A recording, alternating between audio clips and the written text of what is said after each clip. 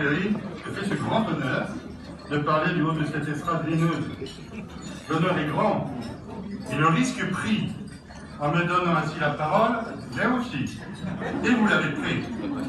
Car enfin, vais-je vous infliger une nouvelle homélie, qui tout en étant moins pertinente que celle que vous avez entendue, du moins ceux qui étaient là, de mon estimé confrère, le père Louis de Rénal, ici présent, ne pourrait même pas servir de rattrapage à certains d'entre vous. Mais rassurez-vous, même si ce cellier a été construit par des moines, il n'a jamais été conçu pour accueillir un prêche. Néanmoins, je voudrais saisir cette occasion pour dissiper quelques lancinants scrupules, le cas échéant, sur le point de savoir, en ce chapitre qui nous voit tous attabler, si nous sommes collectivement en train de commettre ce que l'on appelle communément le péché de gourmandise. Si c'était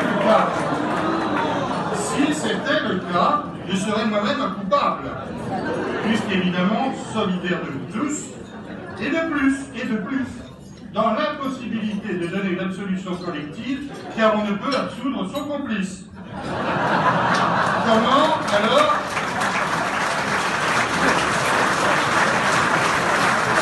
Comment alors sortir de ce dilemme potentiel? Faudra-t-il que les plus scrupuleux d'entre nous viennent à demander une rémission sacramentelle? Rassurez-vous, nous sommes 4 prêtres ici. Enfin, ça va mettre du temps quand même.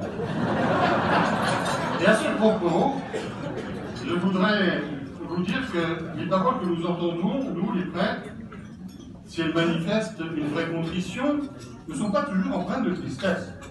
J'évoque cet enfant qui s'accusait en confession de la façon suivante: j'ai fait pipi dans ma culotte et j'ai dit que c'était ma sœur.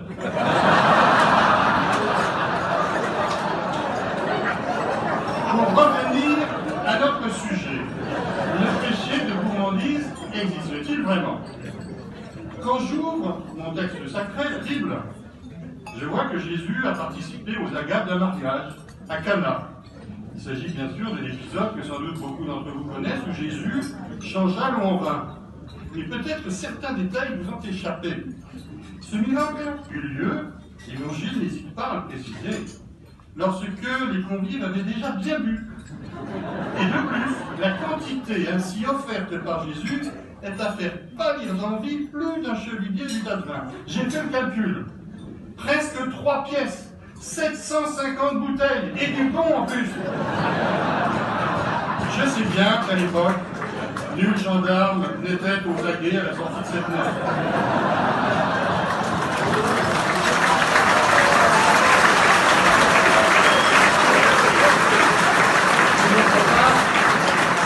Et d'autre part, je n'ai pas fait le compte de ce que nous aurons bu ce soir. 750 bouteilles, nous avons encore de la marge, rassurez-vous.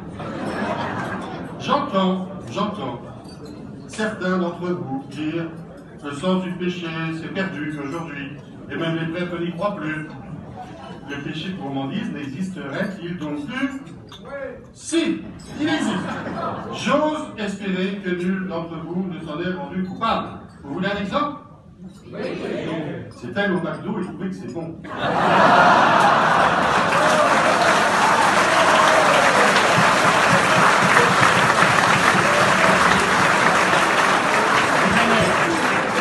D'ailleurs, pour revenir à des repas petits, le vin, comme les bonnes choses que nous partageons, ne sont-ils pas des dons, je dirais, de la création? Au jardin d'Éden, dans ce paradis des origines, il y avait déjà, c'est une de mes grandes convictions, des truffes. J'imaginais que nous en dégusterions ce soir. Je n'en ai pas vu dans le menu. La prochaine fois que le Grand Conseil me demande de faire un discours, je veux avoir le menu avant.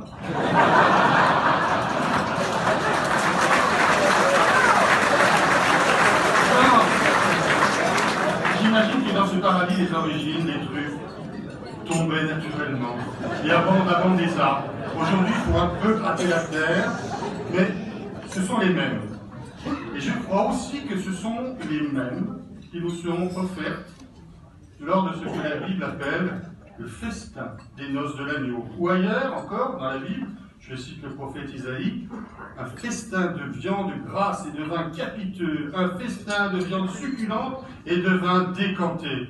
Heureux serons-nous alors, nous qui en aurons encore le goût aux lèvres au sortir de notre dernier chapitre de la confrérie, de les reconnaître spontanément et de rendre grâce ainsi à celui qui nous donne, je cite encore la Bible, la nourriture en temps voulu et le bon vin qui réjouit le cœur de l'homme. C'est la grâce que je vous souhaite. Amen.